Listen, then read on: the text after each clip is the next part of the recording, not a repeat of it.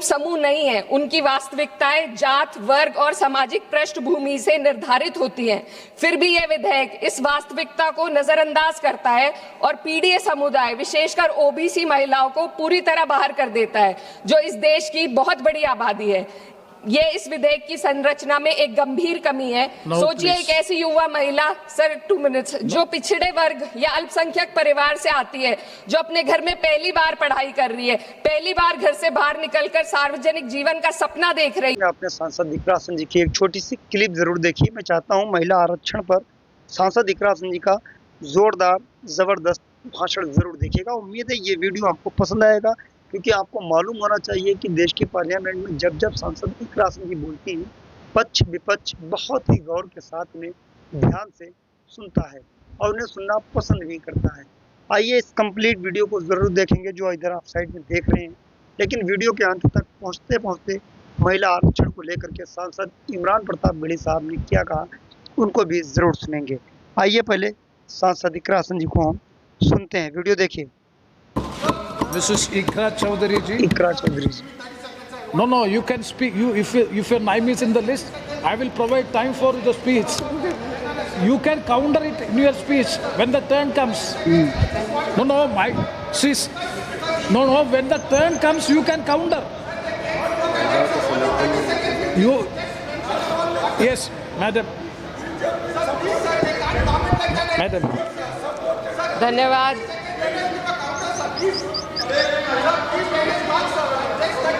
See, when your turn comes, you can counter it, no problem. No allegation. No, 1 second. No allegation is made against you. No allegation, nothing, madam.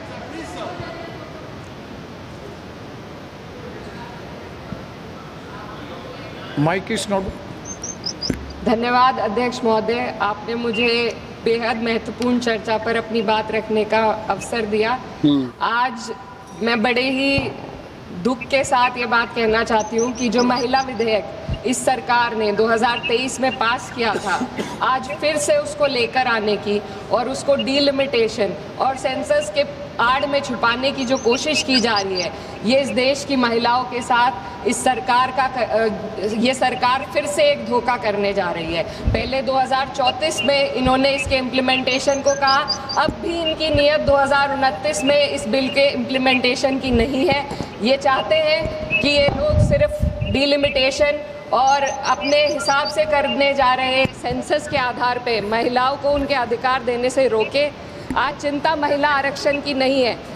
महिला आरक्षण bill तो सर्वसहमति के साथ इसी सदन में 2023 में पास हो चुका है। चिंता इस बात की है कि आरक्षण की आड़ में मन मुताबिक डीलिमिटेशन से कैसे राजनीतिक लाभ उठाया जाए।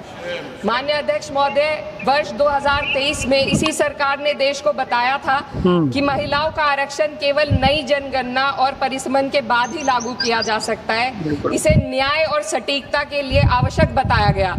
लेकिन अब मात्र 3 वर्षों के भीतर वही सरकार कह रही है कि नई जनगणना की कोई आवश्यकता नहीं है। इन 3 वर्षों में ऐसा क्या बदल गया? क्या संविधान बदल गया या सरकार की प्राथमिकताएं बदल गई? ये अचानक आई तत्परता महिलाओं के लिए नहीं है, बल्कि चुनावी लाभ के लिए है। पश्चिम बंगाल और तमिलनाडु जैसे राज्यों में चुनावी प्रक्रिया चल रही है, इसीलिए सरकार का यह बदलाव किसी ठोस बुनियाद पर आधारित नहीं, बल्कि शॉर्ट टर्म पॉलिटिकल माइलेज पर आधारित है। पहले कहा गया कि अपडेटेड आंकड़ों के बिना प्रतिनिधित्व अन्यायपूर्ण होगा, और आज उसी सिद्धांत को नजरअंदाज किया जा रहा है। ये और कुछ नहीं, सिर्फ और सिर्फ पॉलिटिकल अपॉर्चुनिज्म है।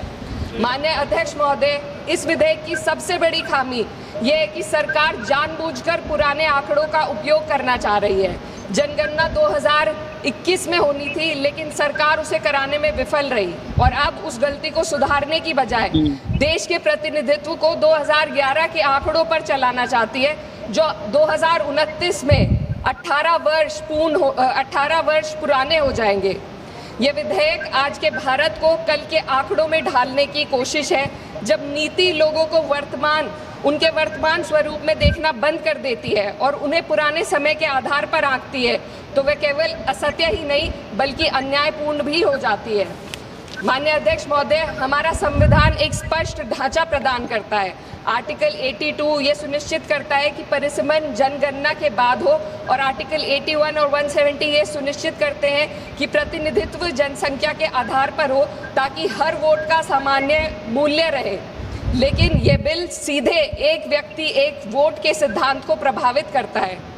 माननीय अध्यक्ष महोदय, स्थिति और चिंताजनक हो जाती है जब हम परिसीमन आयोग को दी जा रही शक्तियों का आकलन करते हैं। यह आयोग सीटों के आवंटन और निर्वाचन क्षेत्रों की सीमाएं दोनों का निर्णय करेगा, और सबसे महत्वपूर्ण बात यह है कि इस निर्णय को किसी भी न्यायालय में हम चुनौती नहीं दी जा सकती। इससे ऐसी स्थिति उत्पन्न होती है जहां सत्ता पक्ष पूरे देश के पॉलिटिकल मैप को अपने लाभ के लिए बदल सकती है, वे भी बिना किसी न्यायिक निगरानी के। इस शक्ति के दायरे को समझने की जरूरत है।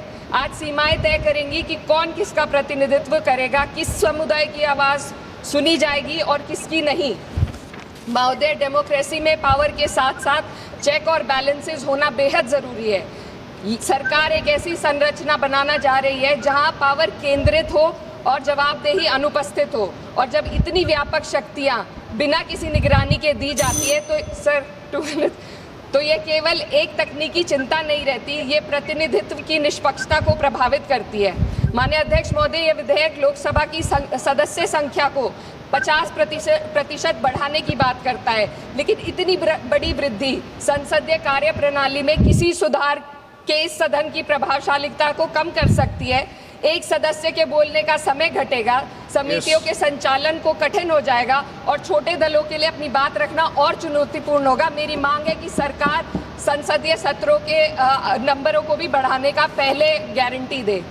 अध्यक्ष महोदय, मैं बहुत जरूरी बात रखना चाहती हूँ, 2 मिनट दीजिए। महिलाएं कोई होमोजेनियस ग्रुप नहीं है, ये एक समान एक रूप समूह नहीं है। उनकी वास्तविकताएं जात, वर्ग और सामाजिक पृष्ठभूमि से निर्धारित होती हैं। फिर भी यह विधेयक इस वास्तविकता को नजरअंदाज करता है और पीड़ित समुदाय, विशेषकर ओबीसी महिलाओं को पूरी तरह बाहर कर देता है, जो इस देश की बहुत बड़ी आबादी है। ये इस विधेयक की संरचना में एक गंभीर कमी है। सोचिए, एक ऐसी युवा महिला, सर 2 मिनट्स, जो पिछड़े वर्ग या अल्पसंख्यक परिवार से आती है, जो अपने घर में पहली बार पढ़ाई कर रही है, पहली बार घर से बाहर निकलकर सार्वजनिक जीवन का सपना देख रही है, उसके पास ना संसाधन है, ना नेटवर्क है, ना राजनीतिक समाधान है। बिना उपकोटे के वह इस व्यवस्था में कैसे पार्टिसिपेट करेगी जहां पहले से ही असमानताएं मौजूद है। ओबीसी उपकोटे के बिना इस आरक्षण का लाभ पहले से ही सुविधा संपन्न वर्ग तक ही सीमित रहेगा। वंचित समुदाय की महिलाओं को एक बार फिर हाशिए पर धकेल दिया जाएगा। अध्यक्ष महोदय, नेताजी स्वर्गीय मुलायम सिंह यादव जी ने हमेशा स्पष्ट रूप से कहा कि सामाजिक न्याय के बिना, ओबीसी कोटे के बिना महिला आरक्षण का लाभ सिर्फ एक सीमित दायरे तक रह जाएगा। मेरी इसी के साथ साथ कुछ मांगे हैं जो मैं इस सदन में रखना चाहती हूँ।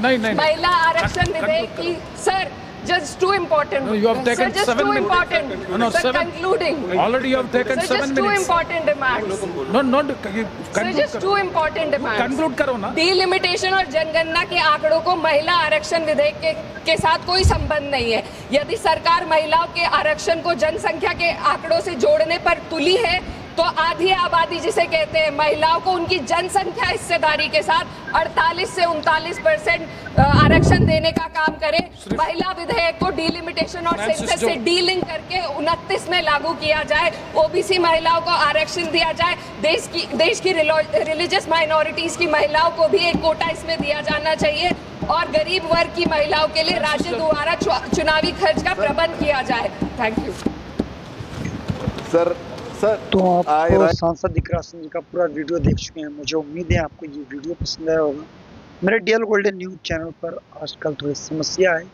मेरी आपसे रिक्वेस्ट इसलिए और ज़्यादा मैं कर रहा हूँ कि मेरे वीडियो को देखें, अपने यार दोस्तों में शेयर करें, और जो समस्या यूट्यूब की तरफ से जो स्ट्राइक आ गई या चैनल की रीच डाउन कर दी, ऐसा कुछ था ही नहीं।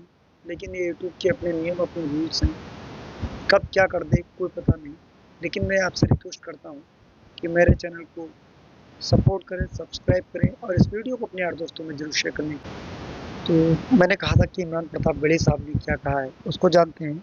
उन्होंने लिखा कि महिला आरक्षण बिल के विशेष सत्र के से पहले इंडिया गठबंधन की सर्वदलीय बैठक। आप ये फोटो भी देख सकते हो, इधर ये देख सकते हो आप। इमरान प्रताप बड़े साहब ने इन फोटो को शेयर किया है, ये देखिए आप। तो ये दोनों वीडियो आपने इमरान साहब का ये जो एक छोटी सी महिला आरक्षण को लेकर के जो बैठक हुई है उसकी एक क्लिप शेयर की है, फोटो एक पोस्ट शेयर किया है। जैसे कि सर वीडियो के साथ 2 मिनट। चलिए, अल्लाह हाफिज़।